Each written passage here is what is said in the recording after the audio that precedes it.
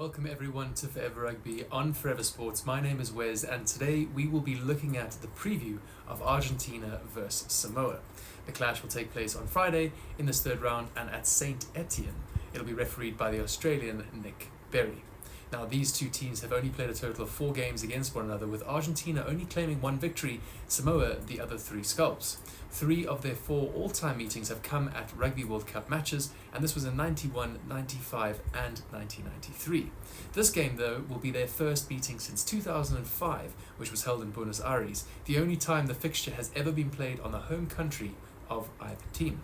Samoa notably are the most successful Pacific Island team against Argentina with 3 wins. Fiji have just 1 win from 3 games, while Tonga have yet to taste victory against Los Pumas. So having a little bit of a recap, looking at the Argentina squad, they will be looking to avoid losing back-to-back losses in the pool rounds at a single tournament for the first time since 1995, which was against England, Samoa and Wales. The last time they lost consecutive matches at any tournament, at any stage of a tournament, was in the semi-final and bronze final at Rugby World Cup 2015. Argentina scored just 10 points against England in their opening round, their 4th lowest total in Rugby World Cup match in their history. They have never failed to score 10 points or fewer in consecutive Rugby World Cup matches. Now, Los Pumas scored the only try of the match in their opening round defeat, which was the first time since 2010 against Scotland that they lost a game when scoring more tries than their opponent. This was obviously largely thanks to George Ford. They made 16 turnovers against England, including 14 drop passes from unforced errors, so an area of the game they'll definitely be looking to tidy up. Argentina also only completed 50% of their scrums against England, conceding 2 penalties and 1 free kick.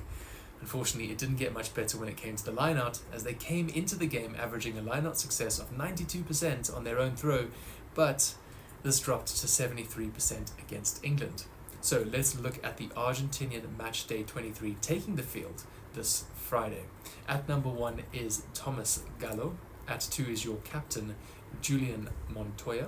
At 3 is Eduardo Bella. At 4 is Guido Petti Paga di Zalba. At 5 is Mateus Alemano. At number 6 then is Pablo Matera. His opposite number 7 then is Marcos Crema. At 8 is Juan Martin Gonzalez. Moving into your backs, at number 9 is Gonzalo Bertrano. Fly half number 10, Santiago Carreras. On your wing, Mateo Carreras. In your centres then, Santiago Cocobaras. On the outside, Mateus Moroni. On the opposite wing then is Emiliano Bofelli, and rounding out your starting 15 is Juan Cruz Malia. Coming on the bench then is Agustin Currie at 16, 17 is Meiko Vivas, 18 is Francisco Gomez Cordella, 19 is Pedro Rubiolo, 20 is Rodrigo Bruni, at 21 is Thomas Cubelli, 22 then is Nicolas Sanchez, and at 23 is Lucio Cinti. Now, looking at those Argentina players, head coach Michael Cheika has made just 3 changes to his starting 15 from the team who lost 27-10 against England in the opening round, with Eduardo Bella coming into the front row, Guido Petti into the second row, and Mateus Moroni into the midfield.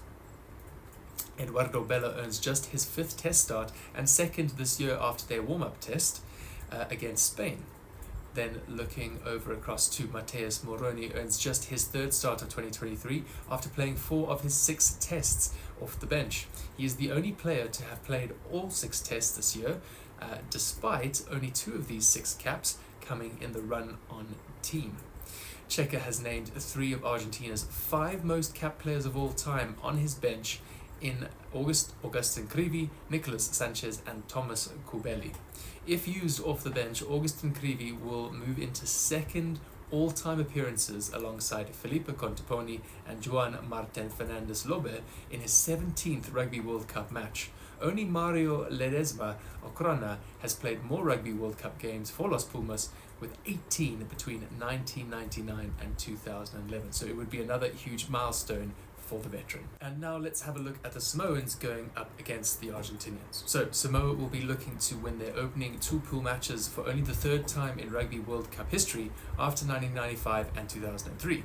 The last time they met Argentina in their second game of the tournament in 1999, they lost that one 32 points to 16. So Samoa have scored 4 tries in their opening game against Chile and will look to continue momentum.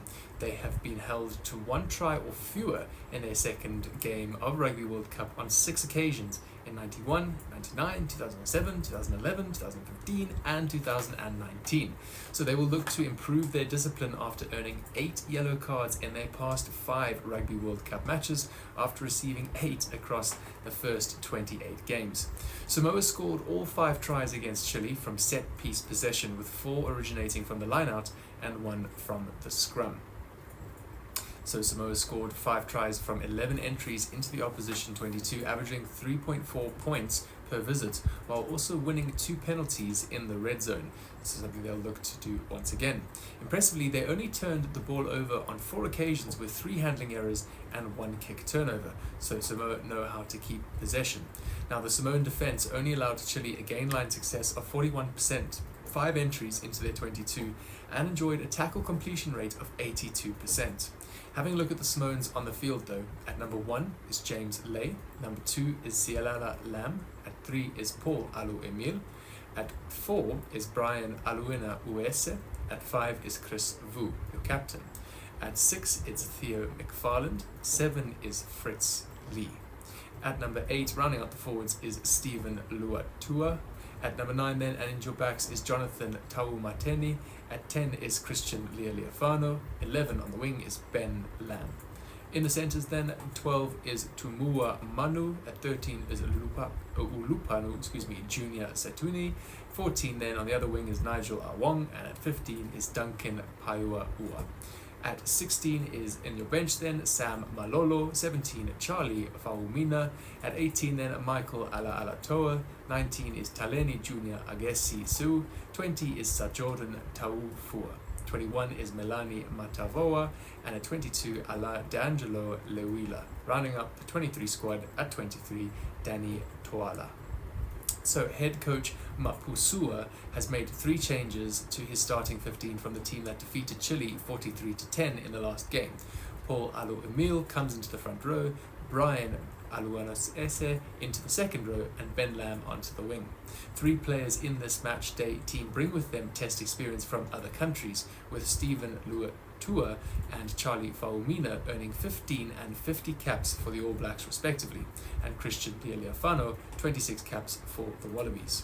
Now, Christian Lealiafano made his Samoan debut against Japan this year, and after turning 36 on Friday, 22nd of September, he will become only the 3rd Samoan to play a Rugby World Cup match age 36 or older, after Peter Fatulofa at Rugby World Cup 95 and Tusi Pisi at Rugby World Cup 2019. He averages 10 points per game and 73% goal-kicking accuracy against Argentina. Duncan Paiuawa is the only player to have played every minute for Samoa this year across 5 tests. He is currently on a 3-game try-scoring streak after crossing just once across his first 4 tests for Samoa. Theo McFarland did not miss a tackle against Chile, completing all 14 attempts. Ben Lam will make his test debut after representing New Zealand Sevens at the 2014 Commonwealth Games and at 14 Seven Series events between 2012 and 2016. So who will emerge victorious in what is bound to be a titanic clash between 2 incredibly passionate rugby playing nations? Let us know your thoughts in those comments down below. Don't forget to hit the like button and make sure you subscribe to the channel here on Forever Sports. And until Friday, have a good one.